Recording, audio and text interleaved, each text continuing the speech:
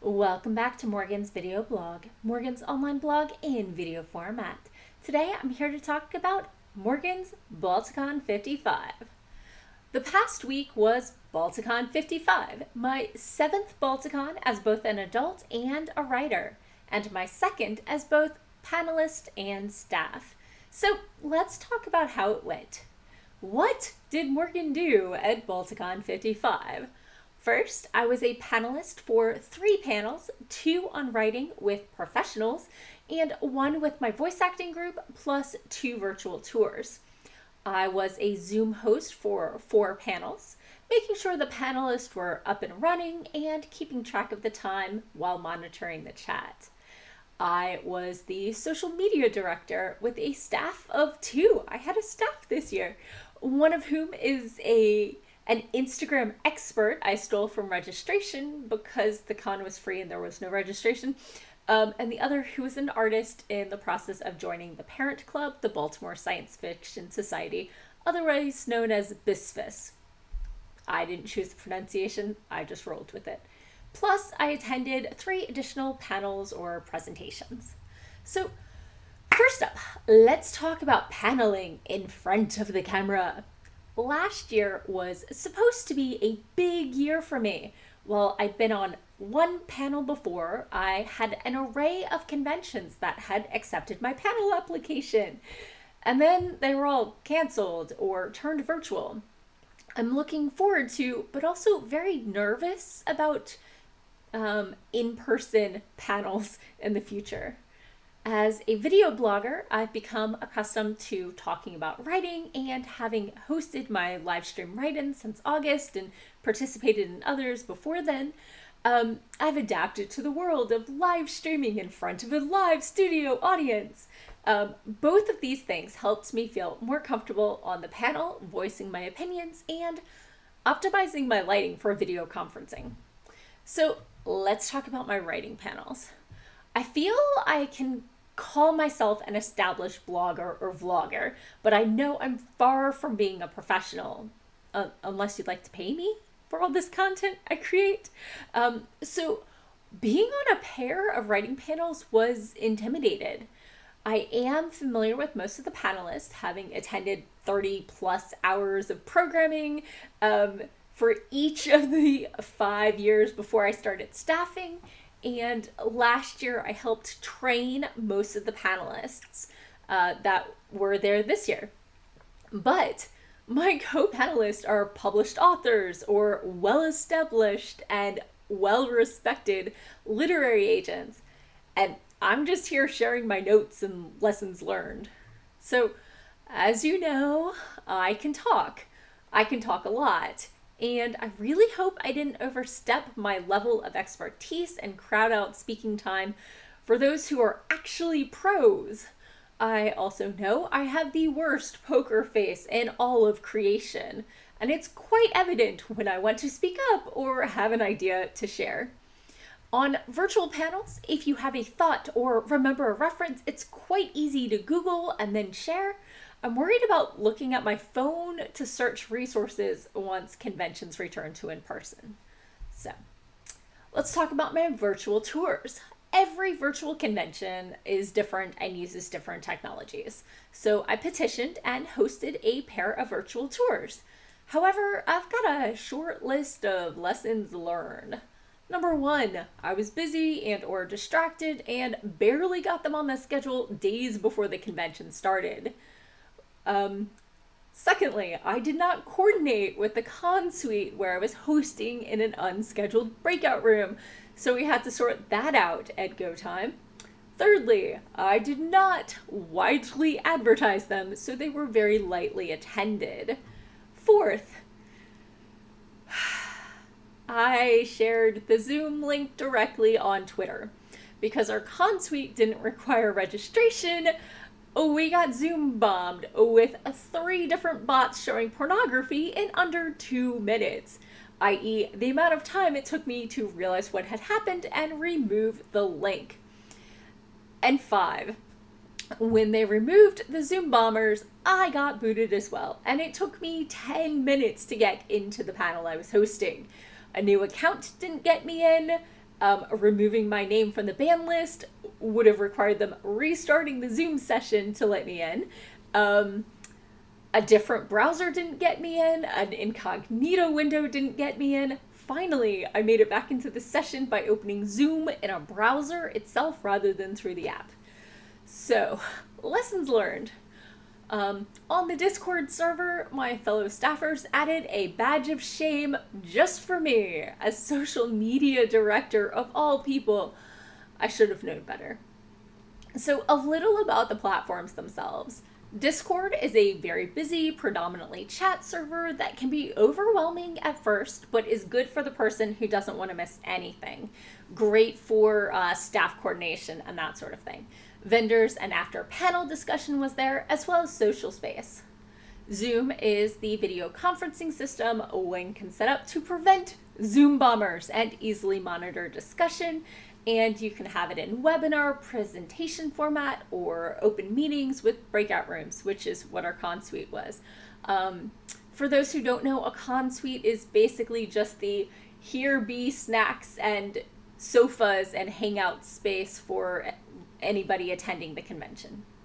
So another platform we were on is GatherTown. It's a very cute 16-bit browser-based almost video game that we laid out like our standard host hotel, complete with art show and dealer's room and panel rooms and a con suite at the water table restaurant space.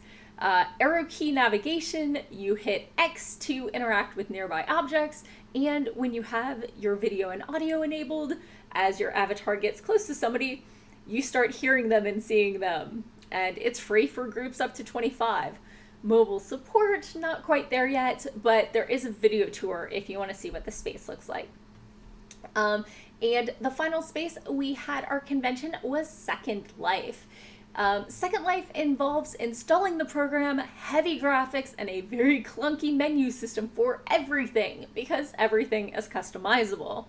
After swiftly creating an avatar, searching and teleporting to quote-unquote Balticon station, I promptly got stuck in a water feature for 10 minutes. While spacebar doesn't jump, apparently pressing and holding the E, I think maybe R, but I think E for elevate maybe, button will levitate you.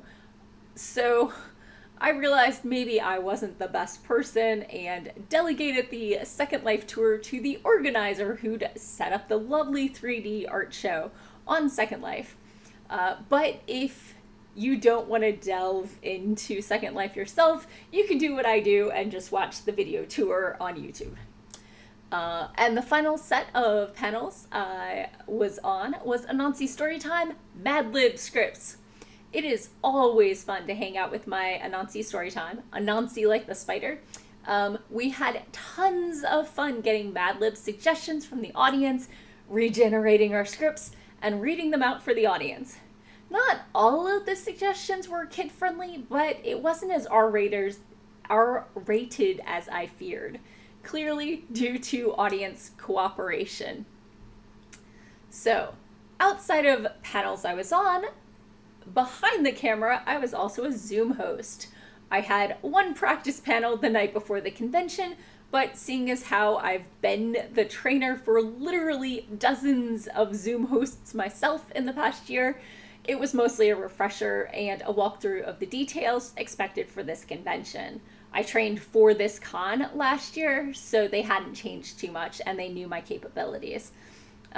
Other than enabling the closed captioning and being basically a backup IT person, it was rather low-key. I enjoyed most of the panels I teched while keeping an eye on the staff side of the Discord, making sure there were no issues. My third role, social media director / publicity person. While I know the basics of social media, I am clearly by no means an expert, and I've never run publicity before. I took tons of notes, mostly from people asking me for stuff, so next year I'll know what I need. I learned that Instagram stories are critical and far more important than pictures. We had over 1,000 views on our Instagram reel and only a couple dozen views on actual posts. I tried to have hourly notices of upcoming panels on both Twitter and the Balticon Facebook page, although I'm not sure how seen they were or used. The main people I saw noticing were people who were panelists already, just being like, this is me. I clearly need to up the use of the group Twitter if we want to be a presence there. And I'm contemplating the wisdom of separating Twitters for BISFIS, the parent group, and Balticon, although it does keep members' feeds from getting flooded during the con. I don't know. While Facebook stories are handy, they also have a limit of 20 pictures. So next year, I'll need to have either collages of panels or just key panels shown, because I only managed to update the Facebook story twice, and I didn't want more important slides getting lost, like our progress on the GoFundMe and the announcement of the Balticon 56 guests. Because I wasn't busy enough, during the convention, I decided to set up a Goodread account for BISFIS, including a book club and bookshelves for Compton Crook winners, book club selections, and books by members. The Compton Crook Award is one given by BISFIS members to debut authors in science fiction and fantasy that we found were excellent, excelling in their field, and several of them have gone on to win the Hugo. So we pick good books very often. So next, I attended panels. While attending live podcasts and storytime lectures were fine, more serious writing panels where I tried to take notes were nearly impossible. I pushed through with lots of minor fire distractions on email/Discord for a single panel that I knew was not going to be recorded, but otherwise, I'm just gonna have to watch the replay on YouTube. I am just not a good multitasker. One of the events I did manage to make was my dad's book launch. Yay! He was 2 days ago, author spotlight. Having attended a couple book launches before, I ended up backseat driving the event with very leading questions from the audience to give the launch some structure. Hey, Dad, tell us about your book. Hey, great world building. Who are the characters? Plus, of course, were you going to read an excerpt? Dad thanked me after the fact, so I was relieved that my hurting was welcome, not me being a bit of an organizational addict. So in conclusion, all in all, I probably spent 60 plus hours working on the con, attending events, and hanging out on the audio chat with other staffers and attendees. A very busy weekend. I think we can start counting on Thursday and go through Monday, but very satisfying, and I can't wait to meet people in person. So if you were at Balticon, let me know how you enjoyed it. If you weren't, check out my videos and see what these panel things I'm talking about are like. Have a lovely week, and I'll see you again next week. Bye-bye.